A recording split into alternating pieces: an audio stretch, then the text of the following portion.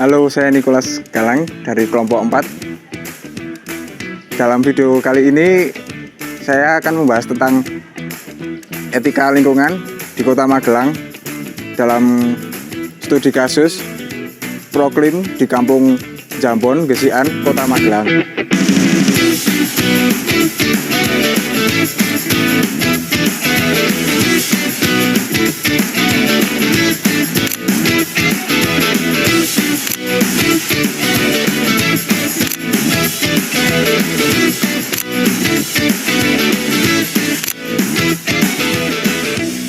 Sampah saat ini menjadi masalah penting di Indonesia, termasuk di Kota Magelang. Namun di Kampung Jambon sendiri, masyarakatnya sudah mulai sadar akan pentingnya mengelola lingkungan dengan baik.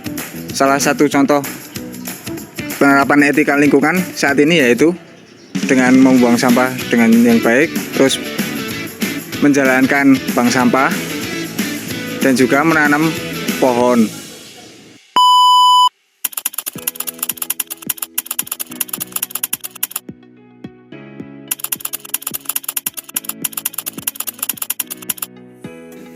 Program ini mengajak semua stakeholder dan masyarakat untuk melakukan mitigasi dan adaptasi untuk mengatasi terjadinya perubahan iklim secara ekstrim, dan juga melakukan pengurangan emisi sehingga akan mengurangi gas rumah kaca sehingga masyarakat punya ketahanan.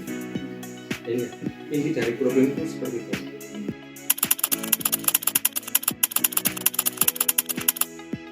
Untuk program unggulan ini salah satu dampak dari program kampung kita misalnya menjadi kampung ekowisata.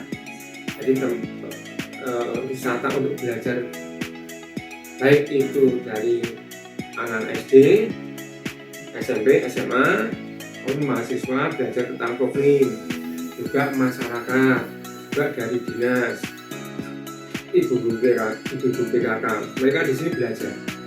Nah, mereka belajar otomatis tidak gratis. Kami tarik biaya satu orang 20.000. Kemudian dia dapat materi apa? Satu, kami ajak jalan-jalan di kampung. Yang kedua, mereka bisa belajar pilah sampah. Mereka bisa belajar pembuatan pupuk cair. Mereka bisa bikin mijel, itu sabun dari minyak jelantah. Dia bisa belajar tentang maggot. Mereka bisa belajar daur ulang. Nah, akhirnya ini menjadi program unggulan. Ya, menjadi program unggulan yang ada di Kampung Iklim Bersemi RW 4.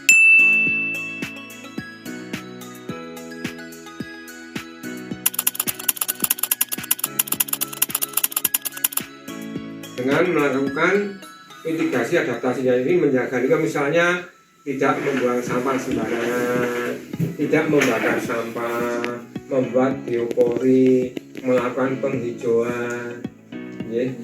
Kemudian melakukan daur ulang sampah, ya, mendirikan bank sampah, mendirikan kampung organik yang menggunakan pupuk-pupuk dari kompos, melakukan ternak maggot.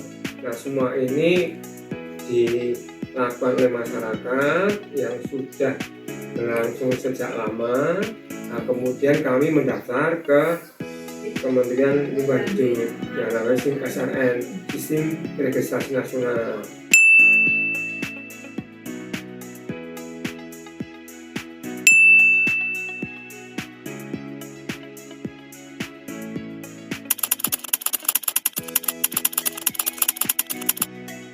untuk bidang sosial ini otomatis karena yang namanya pemerintah kerjasama akan mempereratkan entah gotong royongan, kebersamaan, sosial. Ternyata problem ini juga kami sebarkan ke masyarakat yang lain. Akhirnya kami bisa juga mengenal warga-warga yang lain.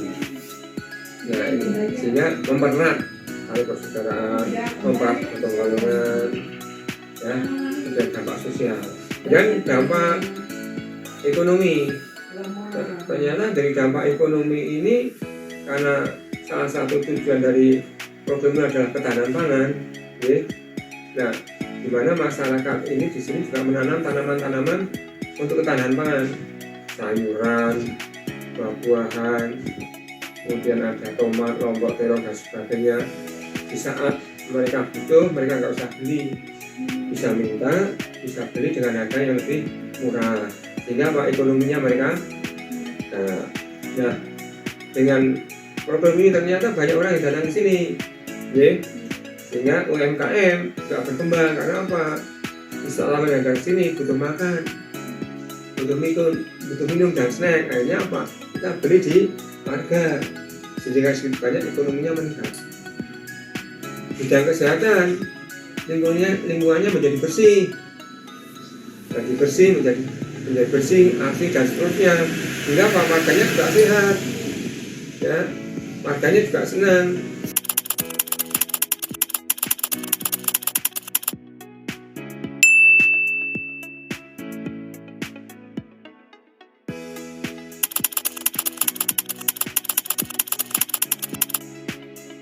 Problem ini kan yang kebanyakan mereka tuh kelompok ini utama ya, lansia masih berdaya. Jadi orang-orang yang sudah senior, ya.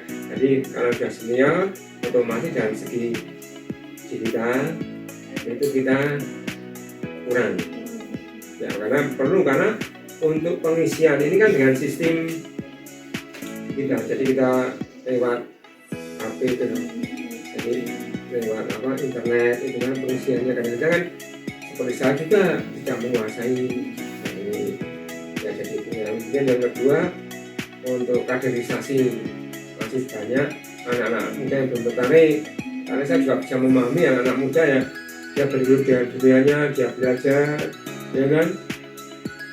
Untuk ke lingkungan kadang-kadang mereka kurang tertarik, di hambatan-hambatan seperti itu. Kemudian juga biaya. Nah, selama ini biaya kami tampung dari hasil lomba. Nah, kalau nanti tidak ada lomba pada tahun 2025 ini kami nggak bentuk lomba K3, terus otomatis kan pengeluarannya tambah tapi pemasukannya kurang. Karena untuk problem ini memang butuh biaya besar untuk perawatan tanaman, ya kan, lingkungan itu butuh biaya. Jadi sahabatnya kita.